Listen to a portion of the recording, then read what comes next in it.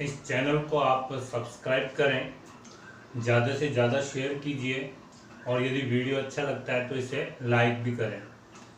देखो, पिछले वीडियो में मैट्रिक्स स्टार्ट की थी, यानी आव्यूह। आव्यूह आपको बताया था कि एक सिस्टम यानी एक नंबरों का एक अरेंजमेंट होता है या फलनों का एक अरेंजमेंट होता है, जिसे एक आयत रूप या रेक्टेंगुलर फॉर्म में या स्क्वायर फॉर्म में रख देते हैं, यानी वर्गाकार रूप में रख देते हैं। इन रूपों को आप मैट्रिक्स कहते हैं। आपको बता दिया था पिछले वीडियोस में, यानी 3, 2, -1, 7, 8, 3, 4, 5, 9 ये स्क्वायर फॉर्म में है।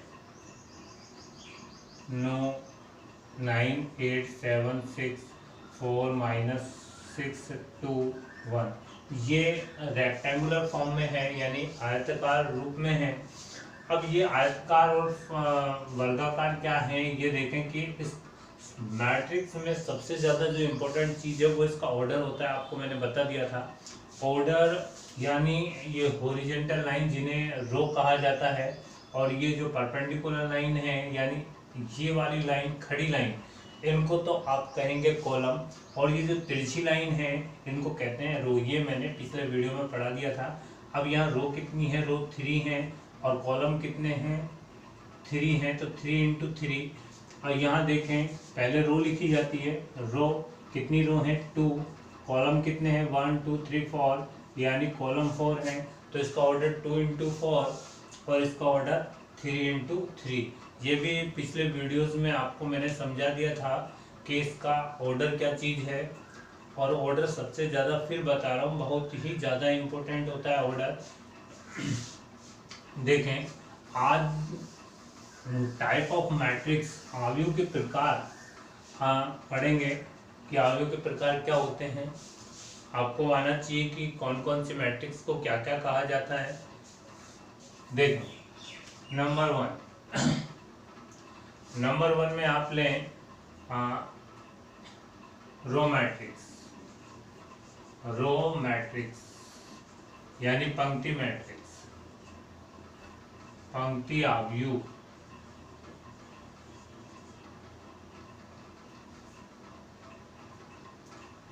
जिस आव्यूह में या जिस मैट्रिक्स में एक ही रो हो, एक ही पंक्ति हो, या matrix having only one row is called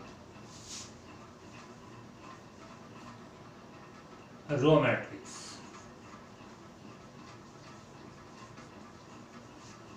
देखो, कॉलम कितने भी हो लेकिन पंक्ति यदि एक है तो उससे रो मैट्रिक्स कहेंगे। 1, 2, 3। अब इसमें देखें, पंक्ति कितनी है, एक ही है। कॉलम कितने हैं, यानी ये खड़ी लाइन कितनी है, 3 है, तो 1 × 3। यानी जिस मैट्रिक्स में, जिस आव्यूह में एक ही पंक्ति हो उसे आप रो मैट्रिक्स कहते हैं या पंक्ति मैट्रिक्स कहते हैं। 3, 2, -1, 7 ये पंक्ति मैट्रिक्स हुआ, यानी एक ही रो है। तो इस तरह जो भी मैट्रिक्स के अंदर यदि एक रो मिलती है तो उसे रो मैट्रिक्स या पंक्ति मैट्रिक्स कहते हैं, बिल्कुल सिंपल। दूसरा, कॉलम मैट्रिक्स। कॉलम मैट्रिक्स नाम से मालूम चल रहा है, जैसे रो मैट्रिक्स था वैसे कॉलम मैट्रिक्स यानी स्तंभ मैट्रिक्स, स्तंभ आव्यूह। स्तंभ आव्यूह क्या, जैसे पंक्ति मैट्रिक्स था उसमें एक ही पंक्ति थी, एक ही रो थी। अब कॉलम में कितना कॉलम मिलेगा, एक, यानी एक ही स्तंभ, एक ही स्तंभ। Matrix having, matrix having only one column, एक ही स्तंभ। यानी 1 2 3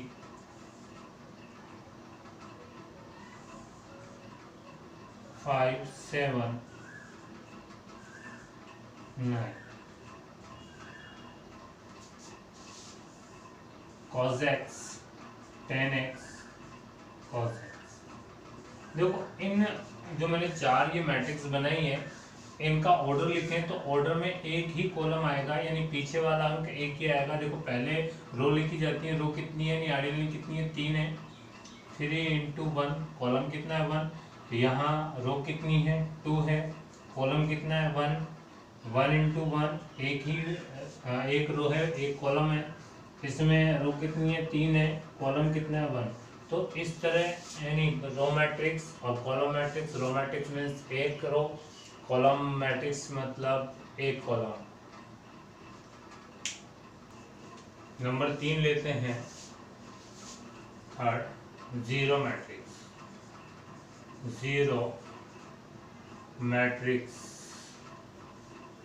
शून्य अवयव।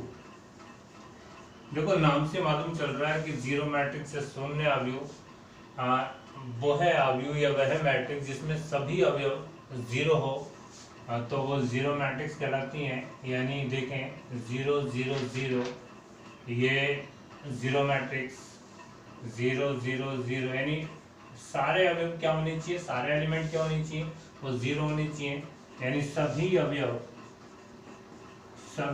अवयव शून्य हो तो उसे क्या कहते हैं, शून्य अवयव कहते हैं। सभी अवयव शून्य हो। Matrix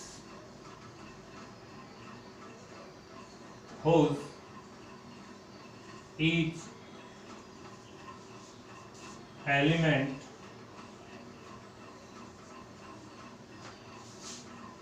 is zero। Matrix whose each element is zero, then called zero matrix। Number 4 लेते हैं, स्क्वायर मैट्रिक्स। स्क्वायर मैट्रिक्स यानी वर्गाकार अवयव। वर्गाकार अवयव यानी जिसकी शेप वर्गाकार या स्क्वायर फॉर्म में हो तो उसे स्क्वायर मैट्रिक्स कहेंगे या वर्गाकार अवयव कहेंगे। इसमें क्या कि जो आपकी रो हैं और कॉलम है उनके नंबर इक्वल होंगे, यानी 3 2 1 -1 7 2 4 5 7। इसमें देखें रो कितनी है 1 2 3, 3 रो हैं, कॉलम कितने हैं 1 2 3, 3 कॉलम है, यानी 3 इंटू 3। यानी देखें एक और देखते हैं, sine x cos x ten x sine x. देखें अगर इसका आप ऑर्डर देखें तो 2 इंटू 2 है, क्योंकि रो 2 है कॉलम 2 है, तो कॉलम और रो यदि इक्वल है यानी पंक्ति और आपके स्तंभ दोनों सेम है तो उसको क्या कहेंगे, स्क्वायर मैट्रिक्स कहेंगे। यानी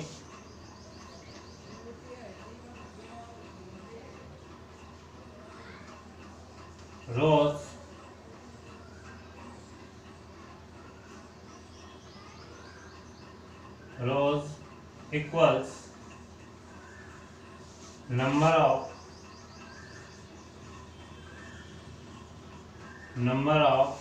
column। rows equals number of column, यानी रो किसके बराबर हो, नंबर ऑफ कॉलम के बराबर हो, तो उस मैट्रिक्स को आप स्क्वायर मैट्रिक्स कहेंगे जिसमें पंक्ति और स्तंभ दोनों की संख्याएं बराबर है। बहुत ही इम्पोर्टेंट फॉर्म वो 5 नंबर यानी विकर्ण अवयव या डायगोनल मैट्रिक्स। देखो डेफिनेशंस पे ज़्यादा ध्यान नहीं देना है, इनके फॉर्मों को समझना है कि किससे डायगोनल मैट्रिक्स या विकर्ण आव्यूह कहते हैं। देखो विकर्ण आव्यूह में समझा देता हूँ।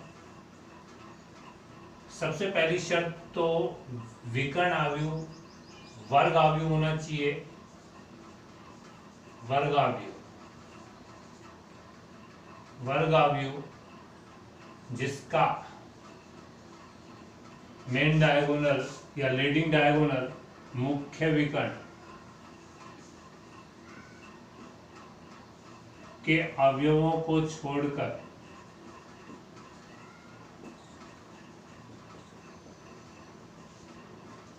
सभी अवयव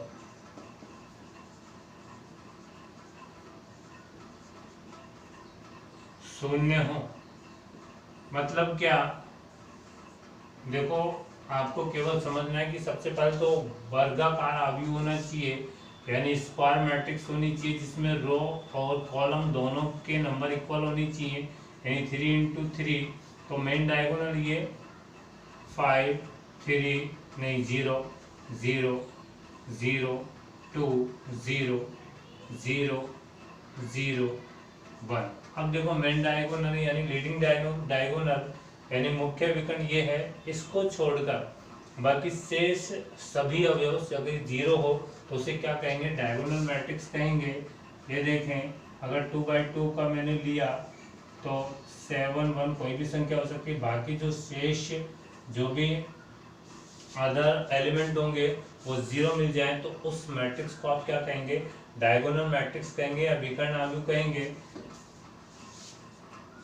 7 ये भी नहीं क्या है इसमें 1/1, इसका ऑर्डर 1/1, तो एक ही एलिमेंट है इसमें और बाकी शेष सभी 0 मान लिए जाएंगे, तो इसे भी डायगोनल मैट्रिक्स कहेंगे। ये डायगोनल मैट्रिक्स, ये भी डायगोनल मैट्रिक्स। तो जो लीडिंग, फिर बता रहा हूँ, जो लीडिंग डायगोनल है उसको छोड़कर शेष सभी क्या होने चाहिए, 0 होने चाहिए, तो उसे क्या कहेंगे, डायगोनल मैट्रिक्स कहेंगे। 6 नेक्स्ट लेते हैं 6 नंबर। 6 अदिश आव्यूह यानी scalar matrix. Important, scalar matrix देखो सिंपल है, आपको ज़्यादा डेफिनेशन पे ना फिर बता रहा हूँ, पर डेफिनेशन पर ध्यान नहीं देना है, आपको उसको समझना है कि अदिश आव्यूह किसे कहते हैं। सबसे पहले अदिश आव्यूह यानी डायगोनल आव्यूह होना चाहिए। सबसे पहले तो डायगोनल आव्यूह होना चाहिए, डायगोनल मैट्रिक्स होना चाहिए, यानी विकर्ण आव्यूह होना चाहिए, और उसका मेन डायगोनल जो लीडिंग डायगोनल है यानी मुख्य विकर्ण है वो सेम होना चाहिए। देखो 3 0 0 0 3 0 0 0 3 1 5 0 0 5। इनमें क्या नजर आ रहा है खास, ये सब डायगोनल है। 4 0 0 0 0 4 0 0 0 0 4 0 0 0 0 4 4 × 4 2 × 2 3 × 3। मेन तो सबसे पहले ये स्क्वायर मैट्रिक्स होना चाहिए। स्क्वायर मैट्रिक्स के बाद मेन डायगोनल यानी लीडिंग डायगोनल यानी मुख्य विकर्ण के सभी अवयवों को छोड़कर सारे 0 होने चाहिए। उसके बाद यदि जो आपका मेन डायगोनल सेम हो जाता है, सारे जो अवयव एलिमेंट है वो सेम हो जाता है, तो उसको आप क्या कहेंगे, अदिश आव्यूह कहेंगे। यानी स्केलर मैट्रिक्स में क्या होता है, मेन डायगोनल के सारे एलिमेंट सेम होंगे, बाकी सभी क्या होंगे, 0। अगला और बेहद इम्पोर्टेंट यूनिट मैट्रिक्स, बहुत ही ज्यादा यूनिट मैट्रिक्स। ये स्केलर मैट्रिक्स तो होगा ही। सबसे पहले स्केलर का मतलब क्या हुआ, सबसे पहले तो आपका स्क्वायर मैट्रिक्स, फिर उसमें डायगोनल मैट्रिक्स, फिर उसमें स्केलर मैट्रिक्स, और उसके बाद आपका आ रहा है यूनिट मैट्रिक्स। यूनिट मैट्रिक्स यानी आपका इकाई आव्यूह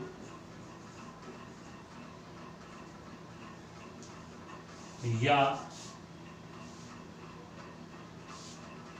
तत्समक आव्यूह, कहीं तत्समक आव्यूह लिख दिया जाता है, कहीं इकाई आव्यूह लिख दिया जाता है। और यूनिट मैट्रिक्स, इसमें क्या, इसको सबसे पहले तो रिप्रेजेंट आई से करते हैं। रिप्रेजेंट किससे करते हैं बेटा, आई से करते हैं। इसके बाद देखो आई से रिप्रेजेंट होगा, और इसका जो मेन डायगोनल है वो 1 1 होगा, बाकी सब 0 होंगे। 1 0 0 0 1 0 0 0 1 आई। ये 3/3 का है, ये मैं 2/2 का बना देता हूँ। 1 0 0 1 ये भी आई है 1। देखो सभी स्केलर मैट्रिक्स हैं ये। स्केलर क्यों, क्योंकि इसमें जो मेन डायगोनल है वो सेम आ रहा है, 2 क्रॉस 1 क्रॉस 1 3 क्रॉस 3। तो ये यूनिट आव्यूह है। नेक्स्ट लेते हैं समान आव्यूह, इक्वल मैट्रिक्स। समान आव्यूह ये इक्वल मैट्रिक्स क्या, देखो दो समान का मतलब हो गया कि दो आव्यूह होंगे ए और बी, ये दोनों इक्वल कब होंगे, जब ये इनका ऑर्डर सेम हो और इनके एलिमेंट भी सेम हो। जैसे मैं लिख देता हूँ 3 2 1 5, तो एक मैट्रिक्स ए है और बी भी यही है 3 2 1 5, तो ये इक्वल हो गए नहीं, इनका ऑर्डर सेम होना चाहिए। पहली बार दोबारा बोल रहा हूँ, ऑर्डर सेम होने चाहिए और इनके एलिमेंट भी बिल्कुल सेम होने चाहिए, और अकॉर्डिंग एलिमेंट संगत अवयव, यानी पहला 3 है तो पहला 3 2 2 1 1 5, तो ये दोनों क्या कहलाएंगे, दोनों इक्वल हो जाएंगे, बिल्कुल इक्वल है। और इस पर क्वेश्चन कैसे आते हैं कि x 3 1 5 इक्वल टू y 1 5, और फाइंड यानी ज्ञात करें x y ज्ञात कीजिए। देखो बिल्कुल सिंपल है, दोनों का ऑर्डर सेम है और इनके जो एलिमेंट हैं वो भी सेम है, तो x इक्वल कितना 2 और y इक्वल कितना 3, तो सेम मिल रहा है आंसर। तो इक्वल समान आव्यूह कौन से, जो बिल्कुल उनके जो ऑर्डर है वो सेम होनी चाहिए और उनके जो एलिमेंट हैं वो भी क्या होनी चाहिए, सेम। तो उस आव्यूह को क्या कहेंगे, इक्वल मैट्रिक्स कहेंगे। देखिए आज आपने टाइप ऑफ मैट्रिक्स यानी आव्यूह के प्रकार पढ़े हैं। कल भी इसके आगे चलेंगे, कल वीडियो अपलोड होगा। और दूसरी बात कि अब 11th वाले टॉपिक भी मैं स्टार्ट करने वाला हूँ। 11th वाले बच्चे जो अब 11th में आएंगे वो, उनको अगर आपके नॉलेज में है तो उन्हें बताएं।